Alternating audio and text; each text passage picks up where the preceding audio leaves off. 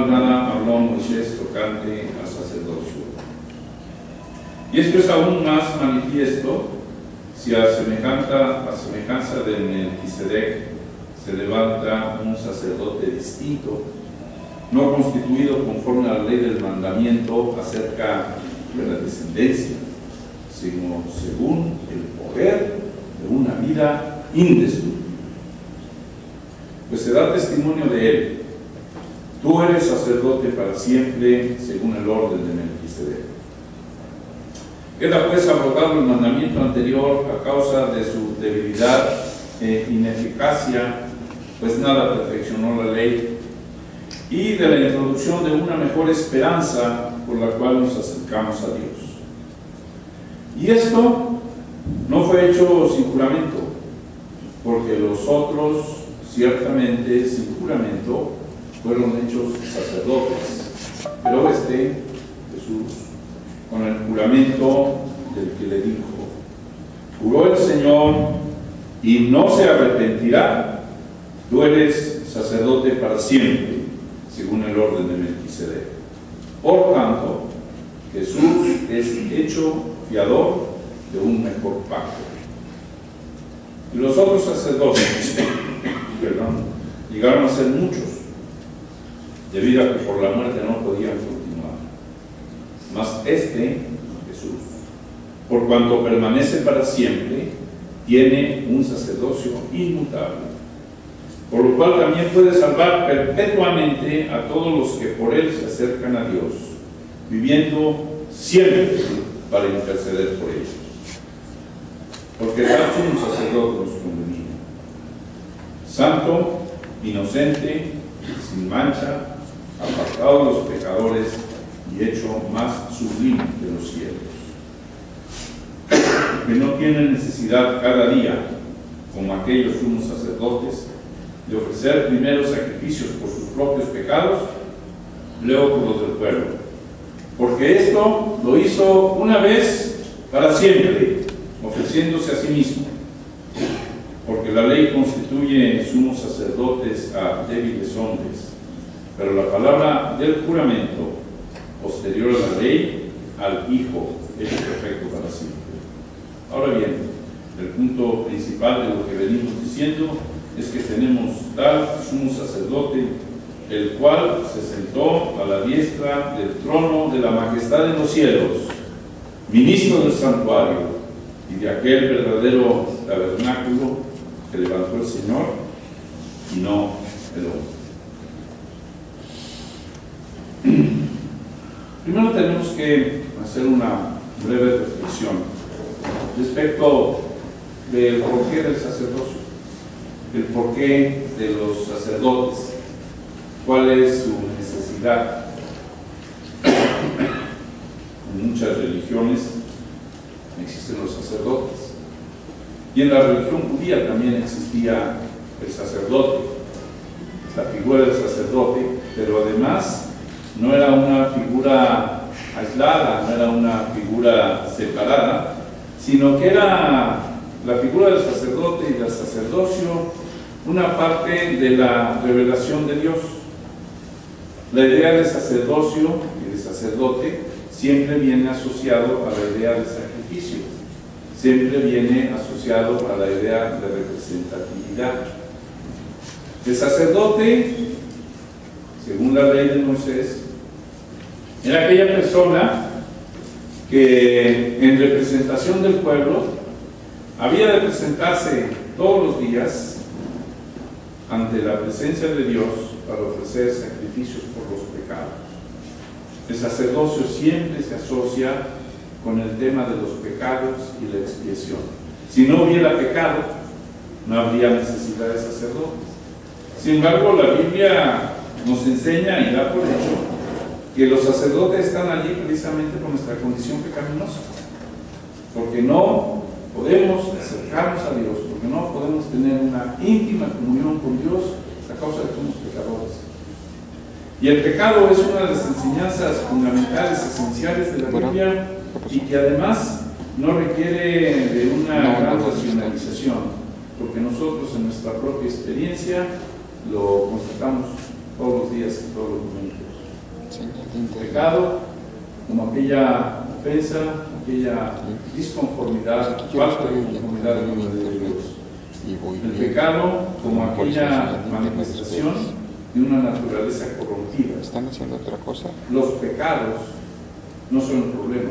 No. El problema es el pecado que mora en nosotros. Y ese pecado nos hace que la presencia de Dios no sea inaccesible. A menos que haya un sacrificio que nos reconcilie, que cubra esos pecados. Un sacrificio en función del cual los pecados sean perdonados.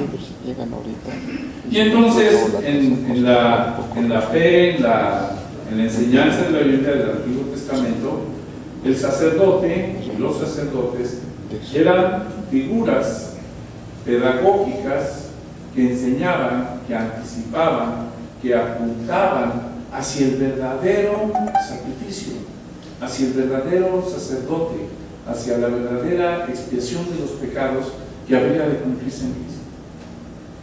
Cuando Moisés recibió la ley, no solamente recibió las tablas de la ley, sino que recibió además instrucciones detalladas de parte de Dios de cómo había de construirse un tabernáculo allí en el seno del pueblo, que representaba esencialmente la presencia de Dios en medio de su pueblo. ¿Cómo es que un Dios santo había decidido venir a morar en medio de un pueblo pecador y un pueblo rebelde? Sin embargo, esa era su gracia. Y entonces todos los rituales del templo, toda la función del sacerdote, su vestidura, los diferentes tipos de sacrificios, todo esto era una figura, dice en la carta de los Hebreos, sombra de las cosas celestiales. Y sombra quiere decir que cuando vemos la sombra hay una realidad que la proyecta. Las cosas celestiales están en los cielos, pero la ley, la enseñanza, era una sombra de esas realidades. Y como tal, anunciaba hacia esa verdadera realidad, hacia ese verdadero sacrificio de Cristo. Entonces, todos los rituales, toda la ley ceremonial tenía que ver con un recordatorio al pueblo de nuestra condición de pecado y con la actitud benevolente y generosa de Dios de reconciliarnos con Él, proveyendo Él mismo la salvación. Esa era la necesidad del sacerdocio. Y es una necesidad actual, porque aún ahora no podemos acercarnos a Dios sin la mediación, sin el sacrificio, sin la obra de un sumo sacerdote que sea eficaz. En segundo lugar, ya hemos estudiado, nos han guiado a través de entender que el sacerdocio de Cristo es superior a los otros sacerdocios. Y hoy vamos a hablar precisamente de eso. ¿Por qué es superior? ¿En qué se distingue? ¿Por qué este es eficaz y los otros sacrificios y los otros oficios sacerdotales no eran eficaces? No es que fuera fallida la enseñanza, es que eran anuncios de una realidad que había de cumplirse en Cristo. ¿Qué vamos a obtener de esta reflexión? Déjenme decirles que en los espacios que dediqué a estudiar este pasaje, realmente me quedé sorprendido de la fuerza de la exposición de la palabra, de los argumentos, de la revelación de Dios en cuanto a la enseñanza de que Cristo es de veras un sumo sacerdote eficaz que quita nuestros pecados. Al estudiar este pasaje esta mañana, espero que aumente nuestra fe y, como consecuencia, nuestro entendimiento de que dependemos de la obra redentora de Cristo para vivir confiada y gozosamente. Espero que al final de estos minutos podamos descansar mejor y depender solamente en la eficacia de su intervención salvadora con nosotros. Si nuestra fe es fortalecida en esto, habrá valido la pena este espacio. Bueno, este pasaje que leí para ustedes está lleno de contrastes. ¿Qué es un contraste? El contraste es una comparación entre generalmente entre dos cosas, puede ser entre más, entre dos situaciones, entre dos fenómenos, que tiene como propósito señalar las diferencias, ¿no? El contraste lo que hace es señalar aquello que existe y que es diferente en uno y en otro elemento. Este pasaje está lleno de contrastes y les invito a que tengan su Biblia abierta para que vayamos notando todas estas verdades. El primer contraste que hace en el versículo 11 es que dice que este sacerdocio de Cristo es perfecto. Y lo pone en contraste precisamente en el versículo 11 con el sacerdocio levítico y lo plantea en forma de una pregunta. Dice, si la perfección fuera por el sacerdocio levítico, entonces, ¿qué necesidad habría de que se levantara otro sacerdote? Luego entonces, si el sacerdocio levítico fuera imperfecto, el sacerdocio de Cristo es perfecto. Eso lo dice el versículo 28. Dice, porque la ley constituye sumos sacerdotes a débiles hombres, pero la palabra del juramento, posterior a la ley, al Hijo, hecho perfecto para siempre. El sacrificio de Cristo es perfecto. Bueno, ¿qué quiere decir que es perfecto? El sumum bonum, el máximo bien, la máxima aspiración que como hombres tenemos es ver a Dios. Bienaventurados los de limpio corazón. ¿Por qué? Porque ellos verán a Dios. Esa es la máxima aspiración. Y el sacrificio de Cristo es perfecto porque propicia y abre la puerta para una intimidad espiritual de nosotros con un Dios que es santo. Por eso es perfecto. Esa intimidad espiritual significa tener una relación de justicia con Dios, poder estar en su presencia sin el obstáculo y sin la condenación de nuestro pecado. Esa relación de intimidad espiritual con Dios significa la reconciliación, y esa intimidad espiritual con un Dios santo significa también la remoción del pecado. ¿Quién podía remover nuestros pecados? ¿Quién podía hacer de nosotros criaturas nuevas y diferentes? ¿Cómo podía decirse que de modo que si alguno está en Cristo el Señor, nueva criatura es, a no ser por el sacrificio perfecto y el sacerdocio perfecto de Jesús? Ese es el primer contraste. El otro sacrificio, los sacrificios que hacían los sacerdotes eran imperfectos, eran simples. Pero el pecado no quedaba cubierto por la sangre derramada de aquellos animales. Era simplemente una enseñanza. Llevamos una característica notada. Hay otra muy importante que está en el versículo 15 y 17. Dice esto, que el sacerdocio de Cristo, a semejanza del de Melquisedec, fue levantado por Dios. Fue levantado por Dios. Nadie toma para sí esta honra, dice el pasaje. Y el Hijo, aún él no lo tomó, sino que fue levantado por Dios, ese sumo sacerdote.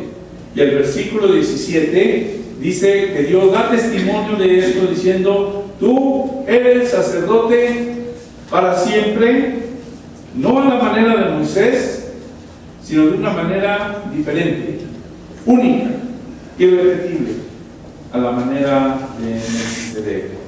Dios está detrás de esta obra.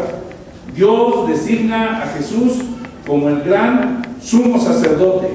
Su carácter, su vocación, su misión, su poder son obras de Dios. Y el verbo que usa es levantado. Así como la serpiente fue levantada en el desierto, el Hijo del Hombre será levantado, para que todo aquel que en él cree no se pierda, sino tenga vida eterna. Y si este perfecto sumo sacerdote es levantado por Dios, ¿cómo eran los otros sacerdotes?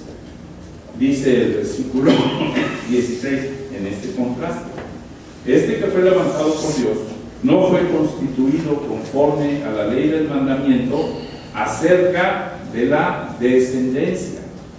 En el caso de los sacerdotes temporales, ustedes recuerdan que el Señor escogió una tribu, la tribu de Leví, de donde venía el servicio sacerdotal. Y entonces, cuando habla de Melquisedec, que no tenía ni padre ni madre ni descendientes, lo que está hablando es de que Melquisedec no pertenecía a esa tradición en la cual se marcaba que era sumo sacerdote porque descendía de una familia de sacerdotes. No había otra manera de hacerlo. Pero cuando Dios designa a Melquisedec como antecedente y como prototipo, y cuando Dios señala al Hijo, está diciendo que ese sacerdote es levantado por Dios y no simplemente según la descendencia, según la costumbre de la ley.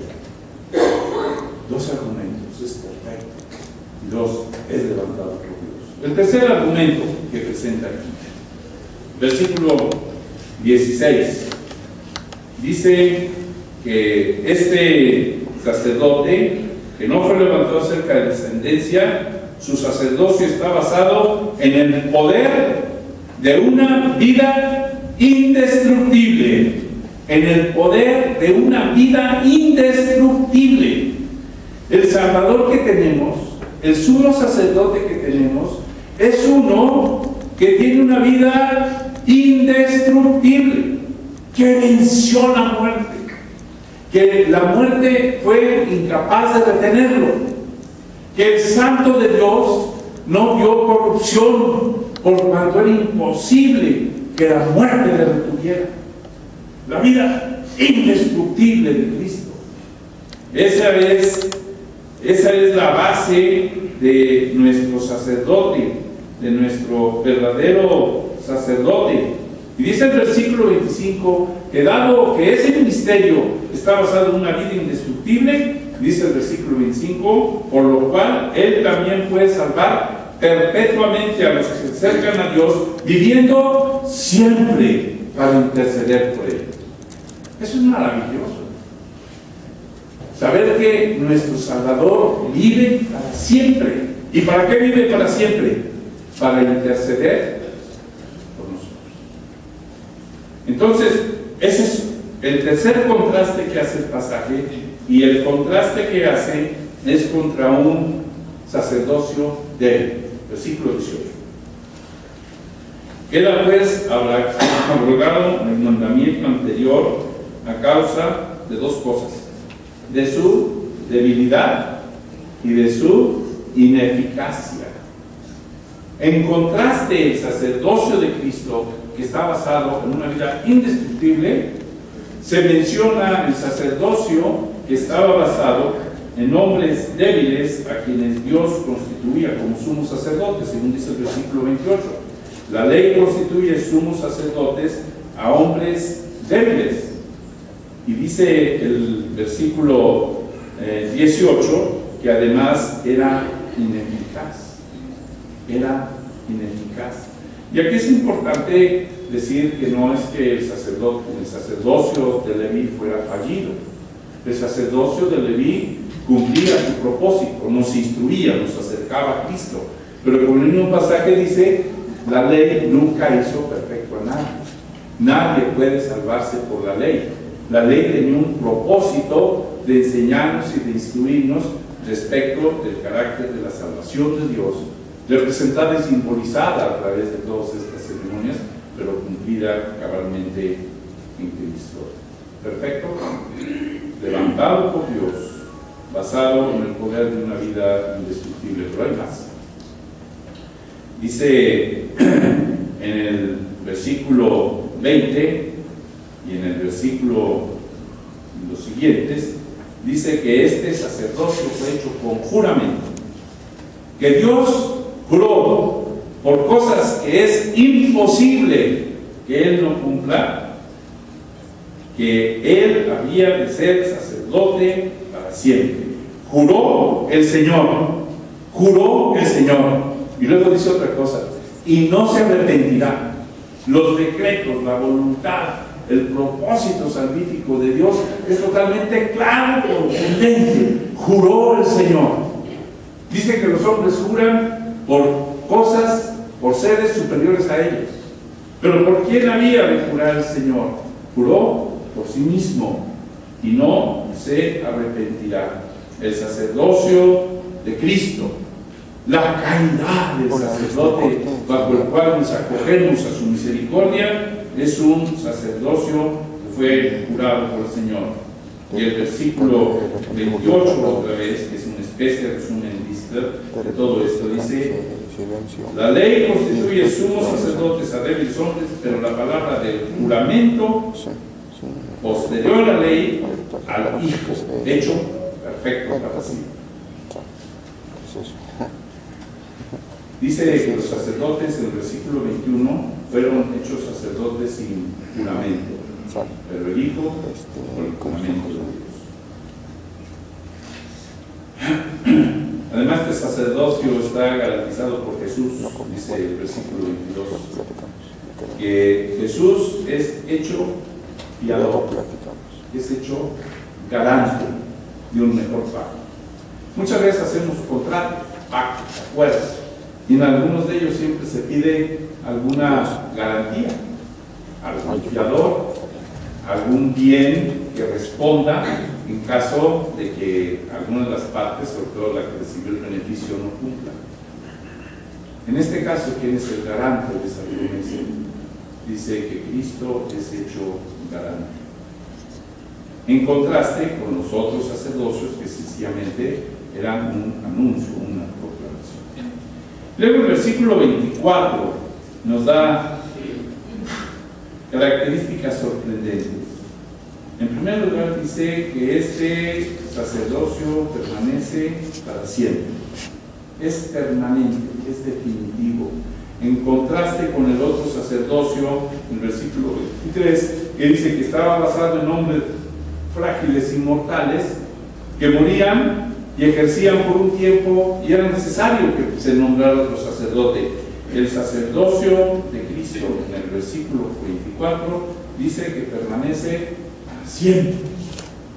El cielo y la tierra pasarán, pero mi palabra no pasará.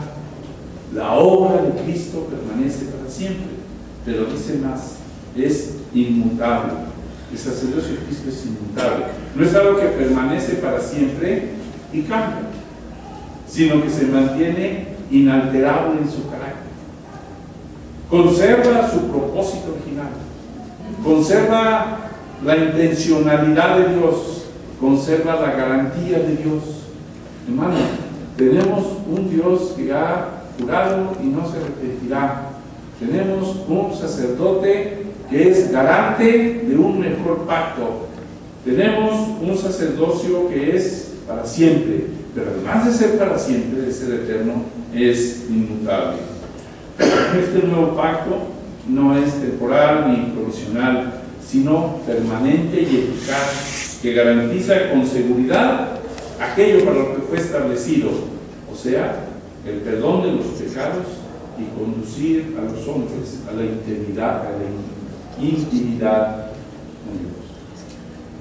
El propósito de Dios es inmutable. El versículo 18 decía que el sacerdocio previo era ineficaz, haciéndonos entender que el sacerdocio de Cristo es eficaz, como lo dice el versículo 25. Puede salvar perpetuamente, es absolutamente eficaz. ¿Qué quiere decir eficaz? ¿Qué es la eficacia? La eficacia es aquella virtud, aquella capacidad que existe para lograr que las cosas sucedan, ocurran como se pensaba, ¿no? Un remedio eficaz es el que nos ama. A veces vamos con el médico y nos da un medicamento y decimos, ¿cómo te fue con eso? No me sirvió. Pero nosotros buscamos un remedio eficaz, ¿no? Y el sacrificio de Cristo es un sacrificio eficaz. Garantiza la liberación presente y llega a la perfección en la gloria futura.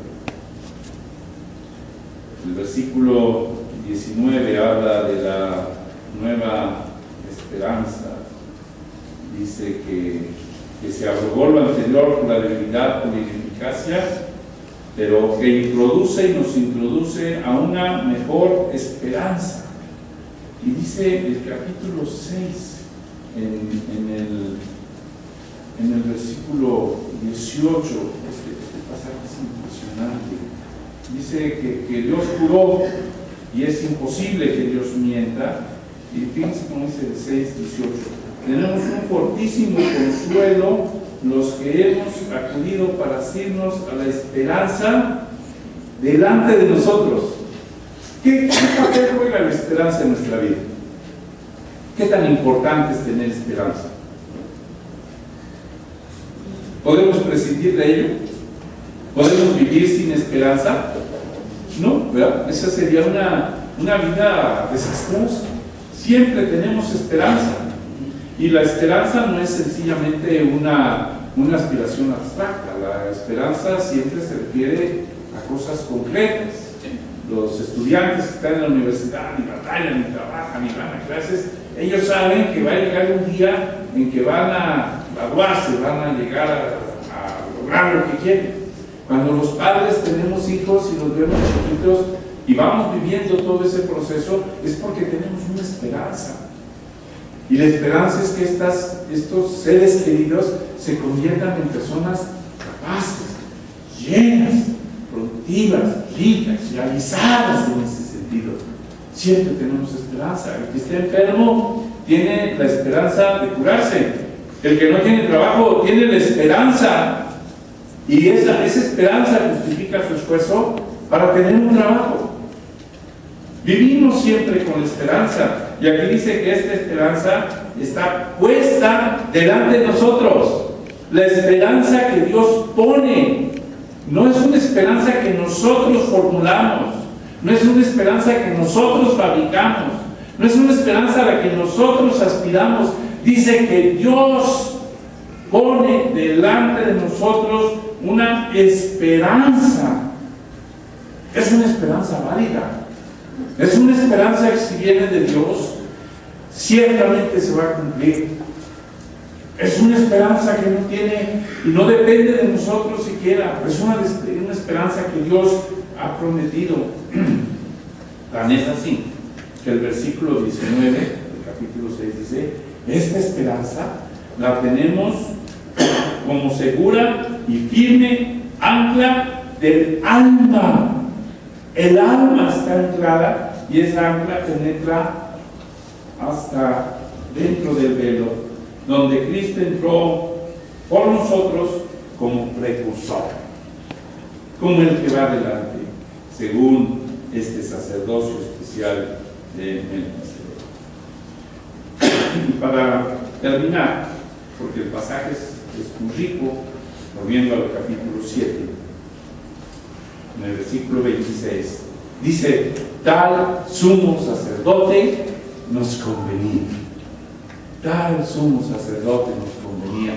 Señor, ¿a quién iremos? Cuando les preguntó a sus discípulos: ¿ustedes también quieren irse? Váyanse. Señor, ¿a quién iremos? Solo tú tienes palabras de vida eterna. Tal sumo sacerdote nos convenía. ¿Cómo es ese sacerdote? Dice: santo, versículo 26, inocente, sin mancha, apartado de los pecadores, hecho más sublime que los cielos, que no tiene necesidad cada día, como aquellos sumos sacerdotes, de ofrecer primero sacrificios por sus propios pecados y luego por los del pueblo, porque esto lo hizo una vez y para siempre, ofreciéndose a sí mismo. Este sumo sacerdote dice que se sacrificó una vez para siempre, en contraste con aquellos que los han hecho. Es sorprendente que todavía hoy en nuestro país hay sacerdotes que hacen sacrificios diarios. En la teología romana quiere decir que la forma de que el sacerdocio de Cristo sea efectivo es que se repita continuamente. ¿Cómo se hace esta repetición continua? A través de la misa. La misa de la Iglesia romana no es igual que nuestra comunión, que es la Santa Cena. La misa de la Iglesia romana es una repetición del sacrificio de Cristo, lo cual no enseña la Biblia, porque la Biblia dice que el sacrificio de Cristo se hizo una vez para siempre, ¿no? Dentro de la enseñanza de la Iglesia romana que se dice que el sacerdote, cuando es ungido, adquiere dos poderes especiales. Uno, el poder de perdonar pecados, y dos, el poder de convertir el pan y el vino en el cuerpo y en la sangre de Cristo para poder realizar el sacrificio. Aquí dice que Cristo hizo un sacrificio para siempre, único, suficiente, perfecto, eficaz. Eso es lo primero. El sacrificio de Cristo no necesita repetirse. El sacrificio de Cristo, la expiación de Cristo, fuimos expiados en los pecados una vez para siempre.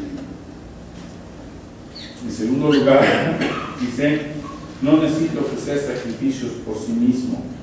¿Por qué? Aquí lo dice, porque Él es santo.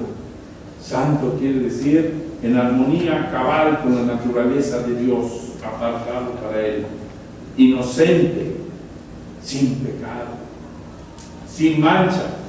Posiblemente sin mancha se refiera, sea una referencia a todos los ritos por los que tenían que pasar los sacerdotes para purificarse, lavar su cuerpo, cambiar sus vestiduras, evitar tocar cosas que les contaminaran. Cristo es sin mancha. Pero luego dice algo todavía más maravilloso, aparte de que está apartado de los pecados, dice, hecho más sublime que los cielos. Hecho más sublime que los cielos. Y está en la presencia de Dios intercediendo. No sé qué efecto o impresión cause en ustedes este pasaje. Como les decía al principio, a mí me trajo una absoluta tranquilidad, confianza, validación, certidumbre, reafirmación de la obra poderosa, intachable, perfecta que Dios hizo en Cristo. Y esto no es ajeno a nosotros. Dice, tal sumo sacerdote nos convenía. Ese es nuestro pastor. Ese es nuestro Salvador. Ese es nuestro Señor. Entonces, ¿quién nos puede apartar de la multitud? Si Dios es con nosotros, ¿quién contra nosotros? ¿Quién es el que acusará? Cristo es el que murió. Más aún el que también resucitó. El que además está a la diestra de Dios e intercede por nosotros. Qué inmensa bendición y qué inmerecido privilegio es saber estas cosas, es poder asumarnos a la revelación de Dios para conocer la perfección de su obra y nuestra salvación. Vamos a orar, dando gracias. Les pido que se pongan de pie. Después vamos a terminar con la oración que el Señor nos enseñó. Cantamos la oración. En esta